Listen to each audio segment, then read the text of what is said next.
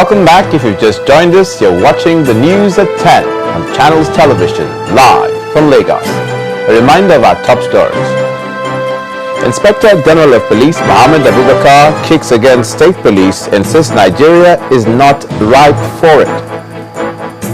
Youth group storms Imo State Government House, demands the reinstatement of the impeached Deputy Governor as another group embarks on a counter-protest. No end in sight in the tug of war between the federal government and ASUU as university lecturers insist on continuing with their strike. And proposal for an African standby force gets a major boost at the Summit on Peace and Security in Africa.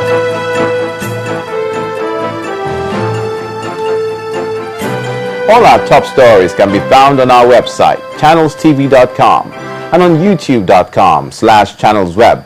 To get us on the move, please visit m.channelstv.com to view us live on your mobile device.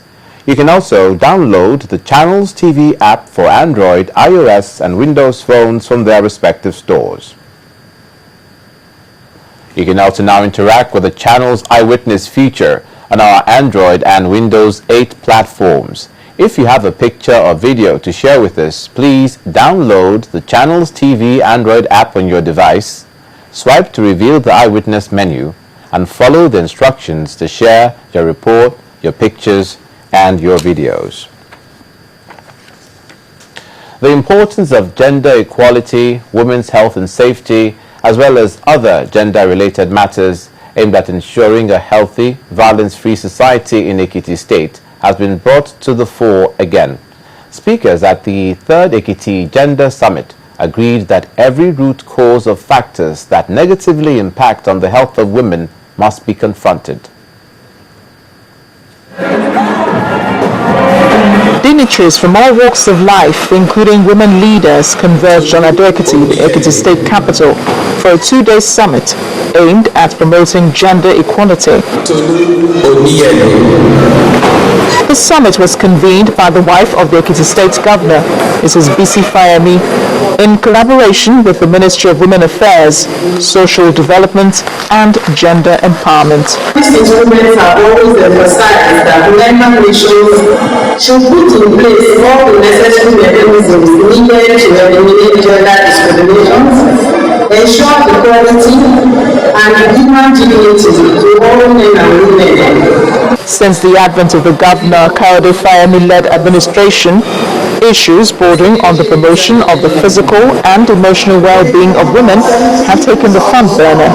The target, according to Mrs. Fayemi, is to keep women and girls safe from violence. The theme for this year's Gender Summit, Women's Health and Safety, is aimed at addressing two interwoven issues of concern: the critical importance of prioritizing women's health and the need to keep women and girls safe from violence. The summit also tackled how gender identities are constructed and used across generations and ways of making policies meaningful in the life of Ekiti women. There was a positive, productive collaboration between the Ivory Towers and colleagues from the field. We are partners. We are not competitors. We are collaborators. We should be in this struggle together. In the end, participants agreed that the role of women in the society must be acknowledged and gender balance taken into account in policy formulation and implementation by government. The Kwara State government has said it will eventually divest its investments in the International Aviation School in Ilorin, the state capital. This is coming from the state governor, Abdul Fattah Ahmed.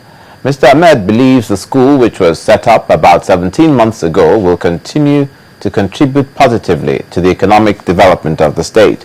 The aviation school will be graduating its first set of commercial pilots on the 12th of December 2013. Creating more room for the training of aviation personnel in the country is why the Kwara State government says it set up the International Aviation College in Ilorin. 17 months after, its first set of commercial pilots are ready. 8 of these students have completed their pilot training with full commercial pilot license, instrument rating, and mobility engine type rating.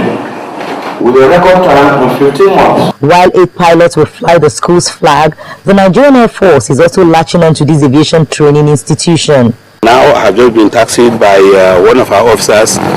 From the way he was talking, I think the guy has already imbibed the airline pilot way of life, and I can't wait to have them back. And kudos to the school. We must partner with them to, rather than going abroad, we should come and do things here. With 9 training aircraft in the school's kitty, the state government says better plans are in the works. This is just the beginning. We must have minimum between 15 and 20 aircrafts. Then we can get the desired level of tranche of students that will come in at each tranche. I will give them the kind of international training we want. Carrying the weight of maintaining the 4 billion naira college is tasking, so investors may soon be welcome. Kwara State does not know how to run the business of aviation, and we are not in the business of running aviation. But we can get consultants who will help us set the school up. We'll package the school.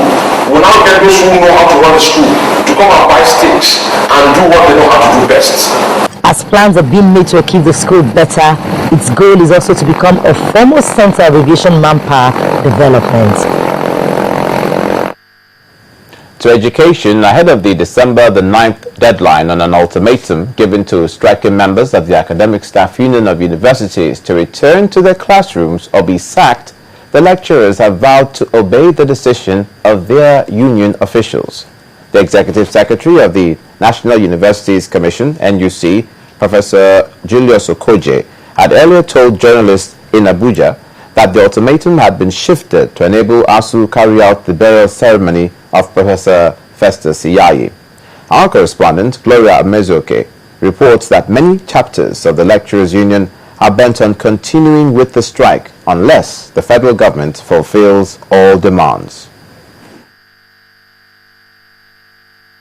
The leadership of ASUU itself, during the meeting with the president, could not justify the basis for, on how they arrived at 90 billion.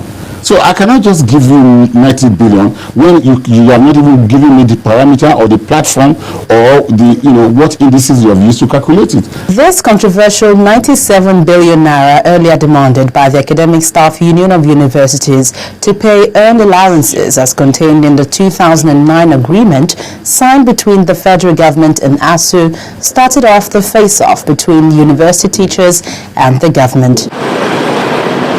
After over 5 months of strike and a meeting with the president on the 4th of November, the leadership of the union has not shifted grounds, dashing hopes of a final resolution of the prolonged impasse in the ongoing strike.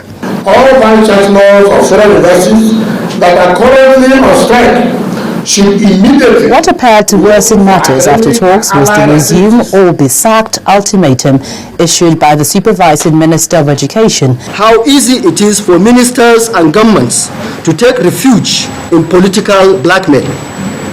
We shall never succumb to this. Our country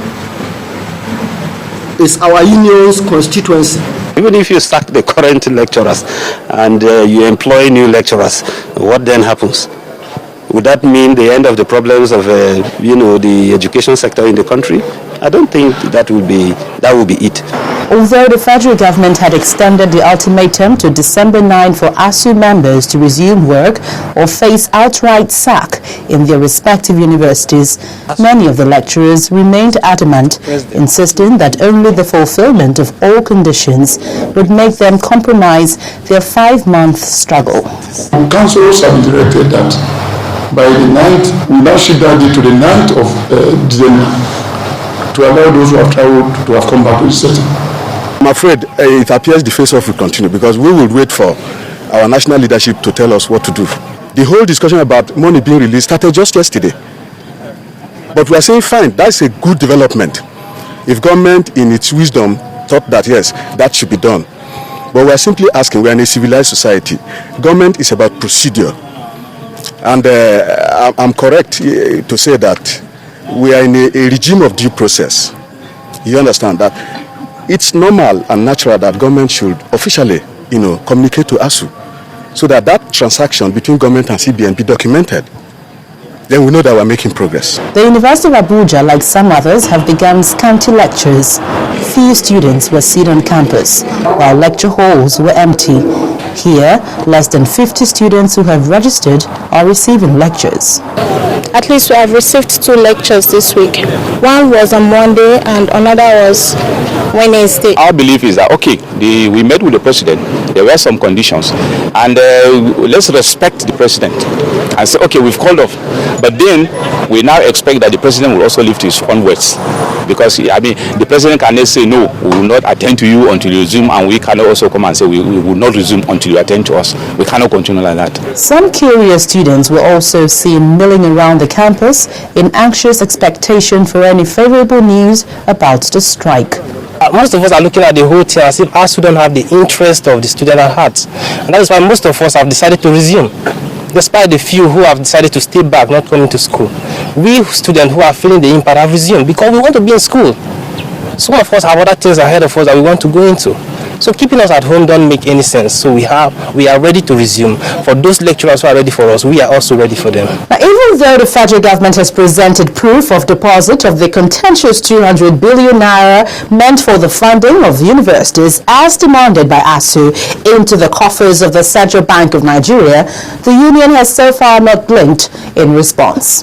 Gloria Umezuke, Channels Television News. Meanwhile, former ASUU president Professor Festus Iyayi has been buried in his hometown Ugbegun in Esan, Central Local Government Area of Edo State, South Nigeria. The burial was attended by his widow, Grace, and children, Edo State Governor Adams Oshomole, ASUU President Dr. Nasir Fage, former President of ASUU and Chairman of the Independent National Electoral Commission, Professor Tahiru Jega, amongst others. His final interment today followed a funeral service held in his honor yesterday at the University of Benin. Professor Iyayi died in an accident in Kogi State while trying to mediate in the ongoing impasse between the federal government and the Academic Staff Union of Universities, ASUU.